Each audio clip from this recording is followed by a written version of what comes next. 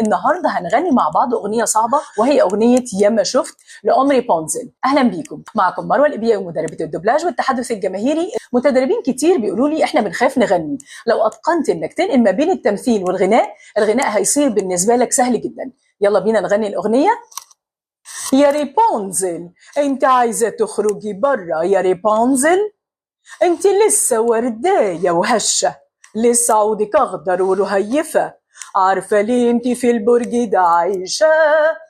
عارفه، هقولك، عشان فوق في امان كتير، قلبي حس انك في يوم هتقولي عايزه اسيب العش، اصل زهقت، كل شيء في وقت.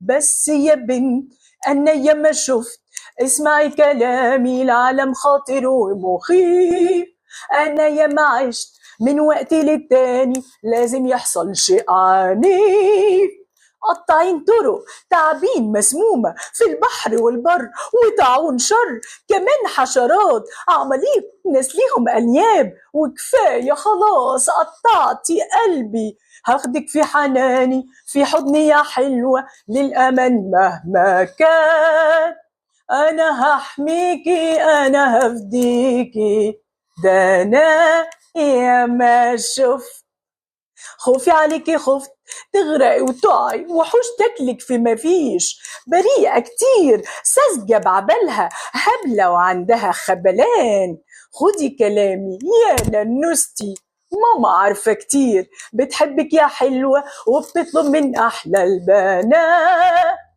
ريبونزل نعم، ما تطلبيش إنك تسيب البرج ده تاني. حاضر يا ماما، أنا بحبك قوي يا روحي، وأنا بحبك أكتر، وأنا بموت فيكي، اوعي تنسي راح تندمي، واديني قلت. الغناء منه صعب ابدا، الغناء بيحتاج اني اعرف ان في تمثيل، هي مثلت واتكلمت باراجراف مع بنتها وبعد كده نقلت ما بين غناء.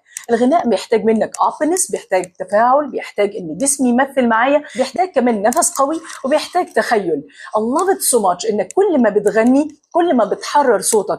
الغناء احنا منا بنقول طرب، احنا بنقول اداء. طرب مش معناه انك تعمل عرب، يعني مثلا السيده صباح كانت تيجي تغني اغنيه الدوامه، الدوامه فيها عرب كتير، الدوامه،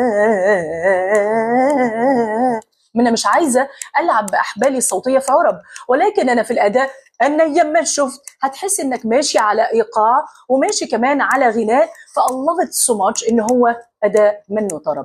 اشوفكم بكل الخير والحب، كنت معاكم مروه الابياوي، واستنوني ان شاء الله باذن الله نعمل كمان اغنيه زيره قريب من الاغاني الصعبه. دمتم بكل الخير والحب.